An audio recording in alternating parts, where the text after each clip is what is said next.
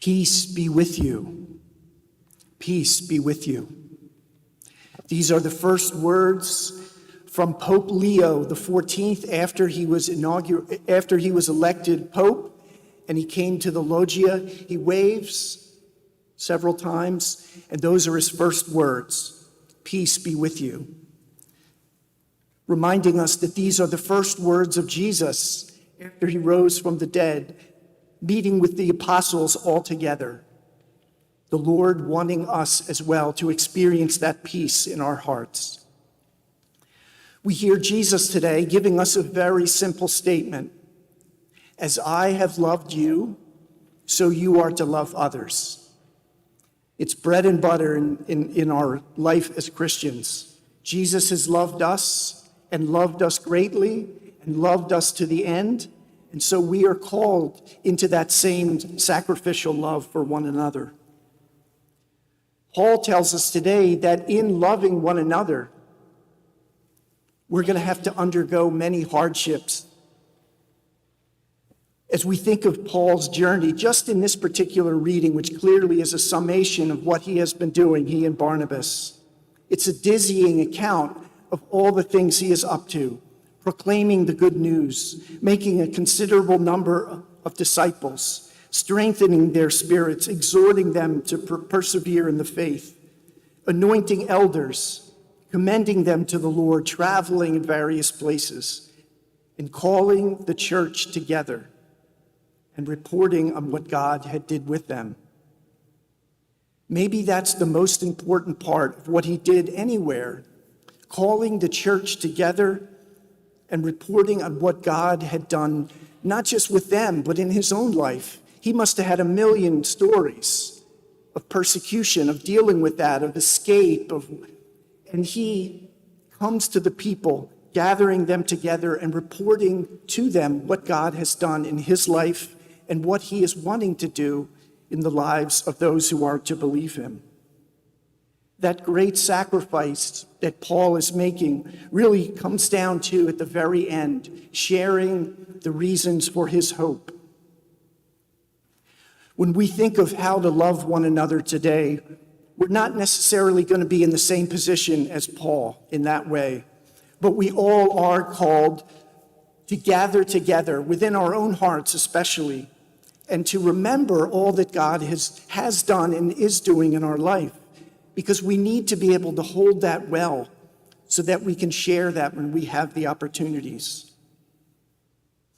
Pope Leo, in his first address, his first papal audience, he spoke to representatives of the media, and he said this: "Today, one of the most important challenges is to promote communication that can bring us out of the Tower of Babel, in which we sometimes find ourselves, out of the confusion of loveless languages that are often ideological or partisan.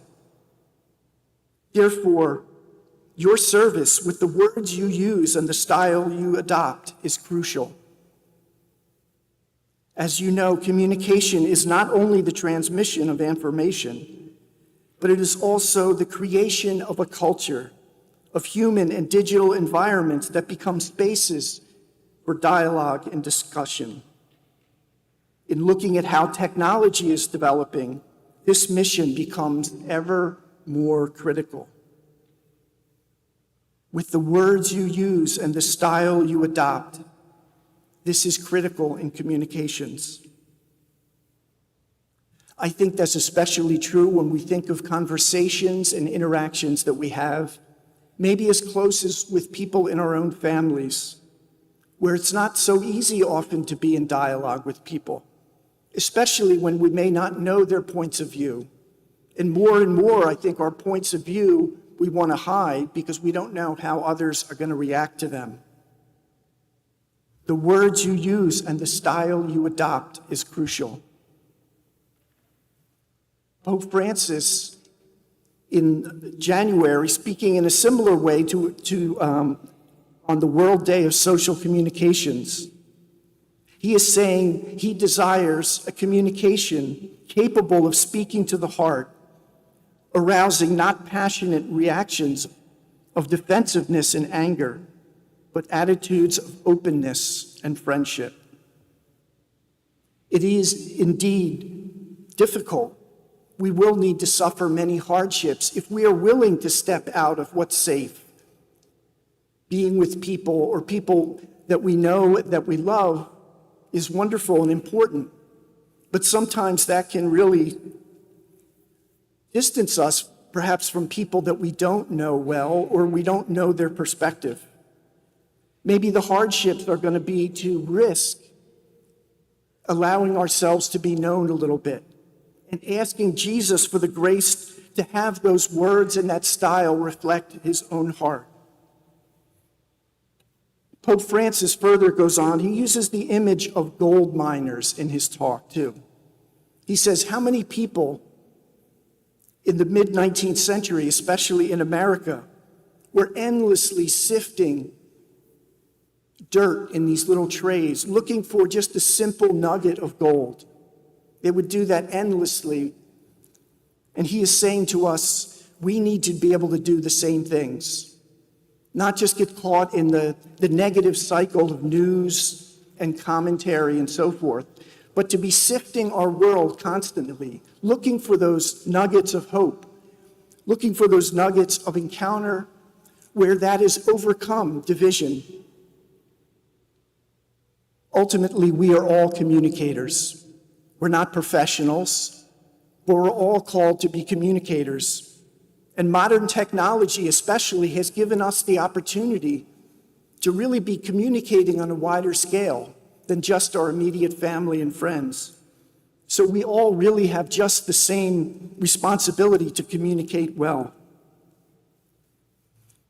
What if our own hearts became places where this communication style that the Pope focuses on could come to bear? What if we were willing to take a risk? What if we were willing to ask Jesus for the grace to have those words, to be able to witness to hope in our own lives? Where has God blessed us? And where can that blessing be shared? What if this community of faith here could be a place where people who have different views, that do see each other as brothers and sisters, but don't really know where they're coming from, perhaps, in terms of their values? Could this place become a place where we practice how to engage with others, maybe in a safe space here, so that we can start to take risks and learn how to communicate in that way, learn how to take those risks, so that when we are in other environments where perhaps isn't as easy, we have limbered up. We have gotten a place to practice. Do we strive to love one another in that way, knowing that we will indeed suffer many hardships, but that Jesus calls us once again to love one another is not just to do that from afar, to send them a sentiment of the heart, but he's focusing on passion. He's focusing on helping us to overcome our defensiveness and engage others with openness and friendship. Do we take on that challenge, knowing there will be many hardships, but also knowing that as we hear in the book of Revelation, behold, I make all things new. If we allow Jesus the opportunity to work in our hearts, maybe not only our hearts, but maybe even our families, and maybe even our communities in some way will be made new.